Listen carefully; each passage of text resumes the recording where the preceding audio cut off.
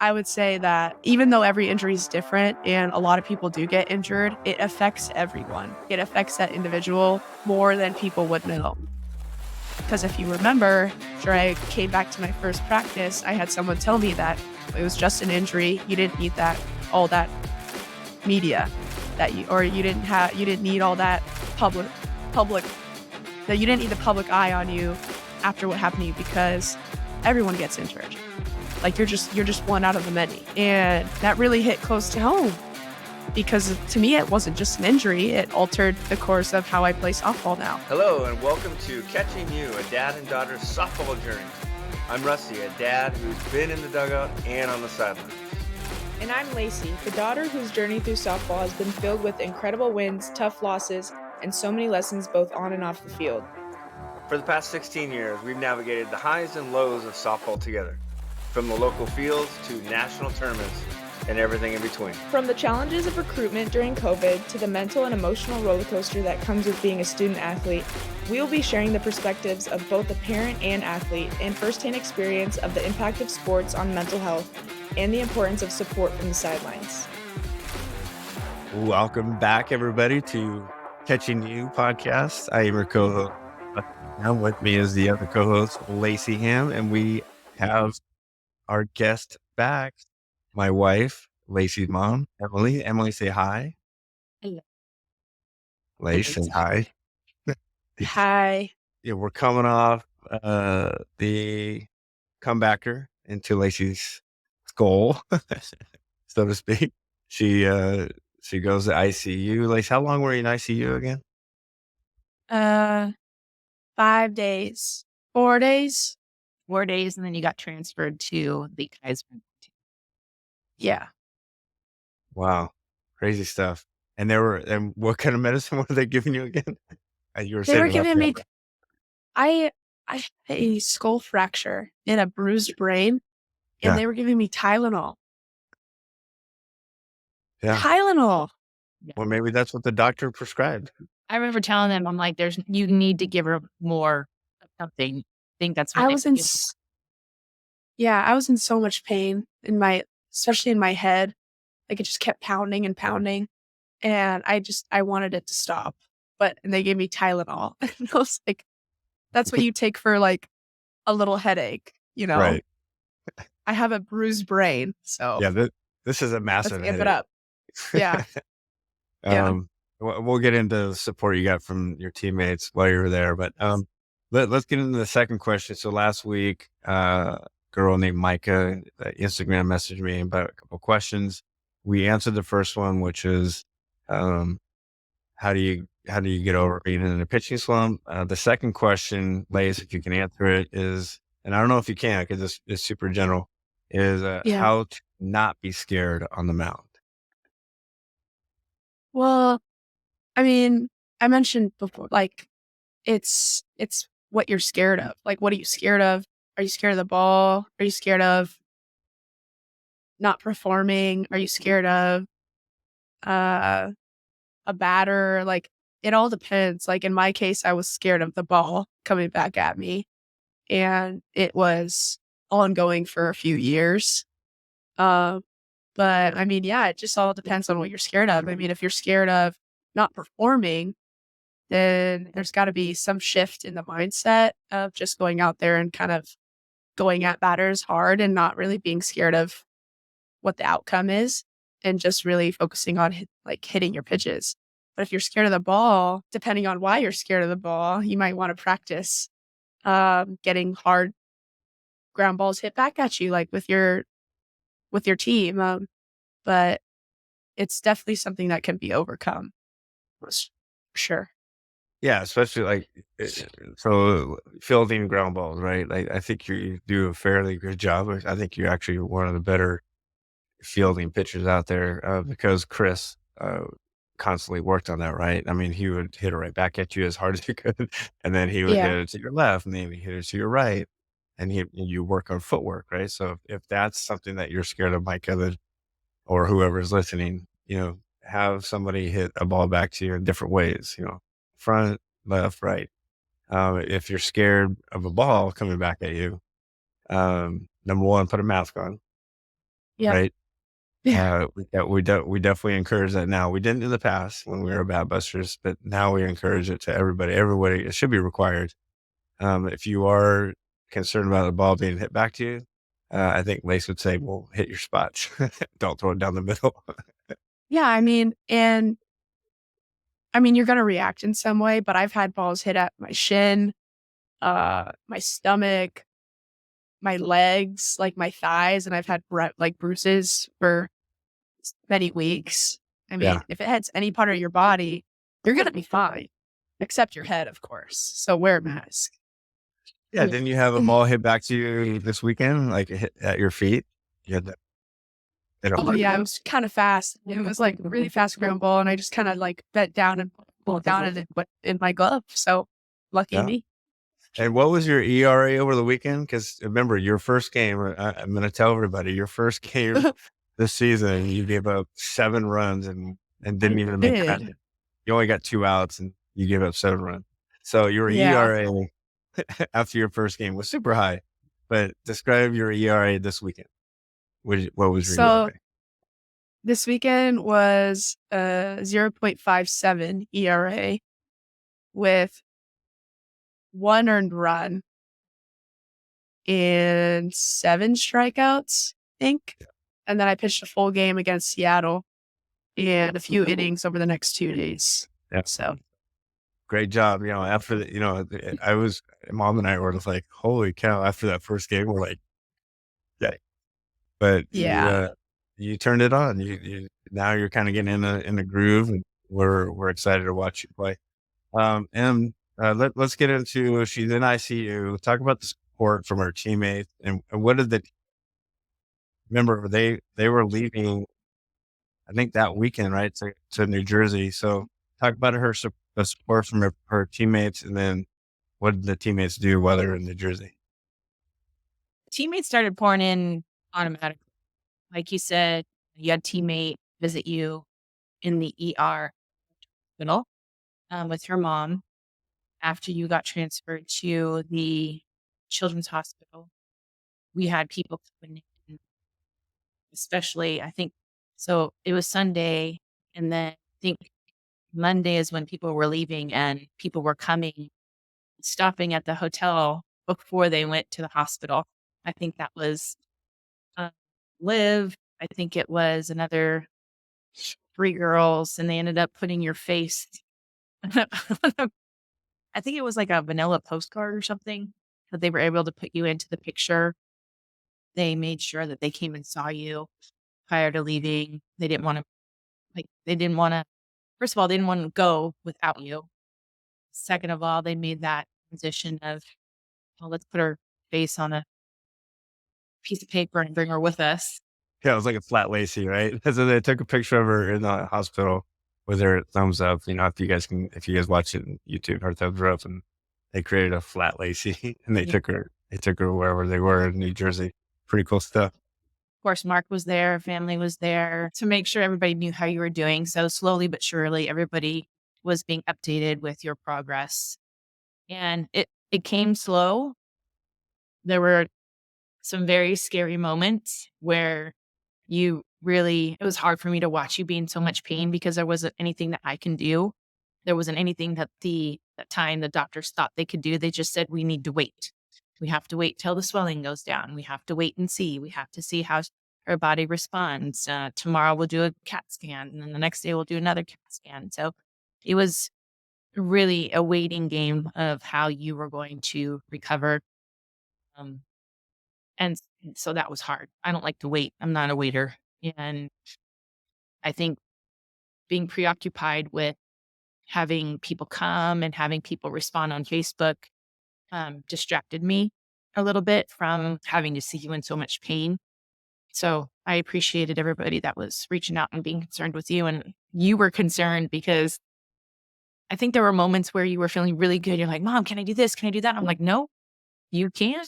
You can't watch TV. You can't be on your phone. You can't do this. You need to rest. And Yeah, you with were the lights off, right? We had the lights were off a lot of the times during the day. Yeah. So Lace, your recovery is actually quicker, right? What did they tell you? hopefully it's not too windy, but how long did they tell you? And then how long did it take you to come back? Is it super windy right now? Does it look windy? Yeah. Your Yes. hair's going crazy. Um, so they gave me 3 months to recover and go back to doing physical activity. And then I came back and was pitching within a month. Yeah. Within a month at PGF, right? So, yeah, so you're in recovery mode. We go to Colorado, right? Colorado, if you guys don't know, it's I forgot the ADT. IDT. So if you guys, most of you softball players out there are familiar with IDT in Colorado. It's one of the bigger ones, right? Where like the top 4 teams, you know, there's just a lot of college recruits out there, a lot of college coaches out there recruiting 14-year-olds at this time. So talk about that, Lace, a little bit, because I mean, this is top recruiting period, and now you're not playing. We went right, and we were worried because of the elevation, and because you did have a bone or a brain bruise, and we're like, should we go to this elevation or not? So we were all concerned about that. But talk about that a little bit, and maybe your thoughts on being out during this high recruiting period. I mean, it was hard. I mean, I just wanted to support my team in any way possible. So I was on the book all week. So Mark put me in charge of the book. That's where I learned how to do it. Uh, I would sit on a bucket in the front of the dugout, just helping my team, cheering on my team. Like I said, like way back, I just love cheering on my team. Um, but it was hard. I mean, I'd get excited to see all the coaches in the stands. I'm like, oh my God, there's U of A or there's Tennessee or Ole Miss. Like those are all the schools that, I mean, I wanted to go to, preferably. Like I was speaking to those schools before this all happened. So that whole summer, I mean, I was focused on recovery, but then in the back of my mind, I'm definitely thinking, how is this going to affect where I go to college or how I perform that summer? So, uh, yeah, it was hard because then some of my teammates were committing after that summer. Yep. They were getting offers. They were going on visits. They were doing all the stuff that I wish I could do. And I mean, the injury halted that process for a very long time. Yep. You have to remember too, prior to that, your team was in New Jersey. We were watching them on TV. We were on the couch. We were basically, you were sleeping on the couch because one, I was afraid of you going to your bed and sleeping in there by yourself. So we would sleep on the couch. We would watch the games, or I would tell you not to watch the games, but to listen to the games Yep. online. So I think also knowing that you were home while they're back there was rough. I think it was rough for you. And they were doing phenomenal back there. It's hard to not be a part of that and not to see you be a part of that too.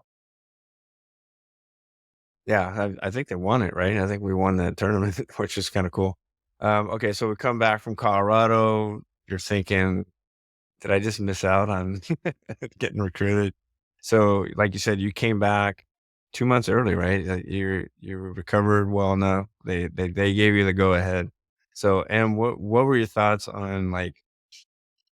Is it too soon that she comes back? Like it's only a month later after this traumatic coming back and pitching in PGF with second year 14, and this team was supposed to. I think we were predicted at the beginning of the year to win the whole thing. So, what were your thoughts on her coming back so soon? I think once we went and saw the pediatrician and as well as I think we went and saw the eye doctor because not only did you have a skull fracture, you had a slight orbital fracture in the front of your face. Even though you got hit back here, you had a fracture up here. So that tells you how hard that ball hit the side of your head. Both of them said, I mean, I think they were worried about you losing hearing in your ear on that side as well. They tested your hearing was fine. They tested your vision was fine. The pediatric doctor looked at your your records. They did an exam and they said, all right, she's good. As long as she feels okay to get back, we're okay for her to get back. I was excited, yet terrified. Yeah. Or what? And we didn't have any friendlies. Like there was no friendlies. There was no like tournament leading into this. It was like, okay, Lace, here you go. You're in the PGF, right? We're supposed to win this whole thing, based on who we had in our lineup and all that kind of stuff. So what? So first batter, Lace, coming back after this traumatic injury, getting released. First batter, what do you do? So I don't even remember who we were playing. I just remember having putting my mask on and feeling so stupid because That's no what one we're in the seeing. organized class. Yeah. I put on my mask. I'm not used to it. I don't know what to do. It's not at this time, it's not looked at as like you're seen as sort of in a way weak if you're wearing a mask. But go in, wear the mask, and the crowd is cheering for me, even the other team's parents. So that was kind of crazy. And then I strike the first batter out of the game. I just completely blanked. I don't even know what I was doing, but I Curveball. struck her out. Curveball. Curveball, probably. And first thing I do after is I see Mark, and he's smiling and he's clapping for me, which is probably the first time that's ever happened since I've been playing with him. And that just gave me so much confidence, and it relieved a lot of pressure in a sense. I'll be okay. I'm doing fine. I'm still a good pitcher. It really solidified that for me at that time. But yeah. We also had Brent Eads there from Extra Inning, and he was watching, and I remember him coming up to me and being like, I am so excited to see Lacie on the mound. I'm so happy she's back. I'm so grateful. He showed a lot of support for you as well as all the families that were there. They were cheering, they were screaming, they were just, yes, she's back, she's back, she's back, that type of thing. I think a lot of people were worried. How was it going to go with you getting back on the mound? How is it going to be if she gets on there and she freaks out? Because it happens. And I didn't know how you were going to handle it. And if, I'm that type of mother, if you don't handle it well, I'm not handling it well because I can't help you out there. Right. And that's my biggest problem. Yeah. So Lace, take us to that moment. Speaking of that, I'm sure you have, we talked about it right at the beginning of this podcast. It depends on what you're afraid of, right? At this point, a ball being hit back at you is probably the last thing you want to see, right? So, we're playing the Corona Angels, who was a very good team, by the way. They were really good too, and one of our rivals because we played them in Colorado. Remember that we played them in Colorado at night, and that was super. That was such an intense game. It was going back and forth. We're playing Sarah Willis was pitching, she's at Central Florida now. But talk about that because Liv is pitching. We're playing the Corona Angels. It's a tight game. All of the colleges is there. Extra Innings is there. Flow Softball's watching the game. It was a packed house, and a ball gets hit pretty close to Liv, right by her face. What did you do in the dugout when that happened? Yeah, so this game I'm in the dugout, just I'm not pitching this game, and there's a line drive back at Liv. Stomach drop, and my mind goes back to that moment, and I completely break down. There was no stopping the tears whatsoever. I even tried to hold it in because obviously there's so many college coaches around. I don't want to have that look of me just crying in the dugout for no reason. Which is, yeah, because the coaches, probably some of them don't even know what happened to me. So my team and my coaches and the parents are the only ones that know what happened. So, I think Liv, when she caught it, it was the third out. So she came running back inside, and I'm just in the corner, like trying to hold it in, but I could not do it. And it just kept going and going for like the next inning. I mean, Mark's telling me like, Lace, stop, Lace, stop. Like, it's fine. She's fine. And in my head, I couldn't even imagine what I would do if that same thing happened to my teammate. But just seeing it visually, I mean, you could call it a trigger. I mean, it triggered something in my head, triggered something in my brain, and I could not stop hyperventilating, crying. Yeah, it all just brought me back to that moment and how badly it could have ended, basically. Yeah, and you're not even pitching. You're watching at that point, right? Yeah. So I'm sure, and this affects you in the future, right? When you're in the 16s and 18s, obviously the girls that you're playing against are bigger and stronger, and that they're hitting the ball back at you faster. That's like, so I'm sure there's some PTSD there, right? Um, so we're about to end here with losing a sec. So that was a night we played Corinthians. Was a night we had to come back the next morning. I don't think everybody was into the game. They were just, we had to play at 8 o'clock in the morning. People were pissed. They were all moping, and I can tell the warm up was. I can just watch the warm up was just horrible. And I'm like, oh, this is not good. And then you get the start, and we're on the side field. We're not even on one of the main fields because it's 8 o'clock in the morning, right? We're in the losers bracket. We talked about that, 12U, right? When we lost at night and we had to come back the next morning. It's like you're playing on these side fields that the mound is probably not the best, right? Can you? I don't know if you remember it. Maybe you blocked that game out.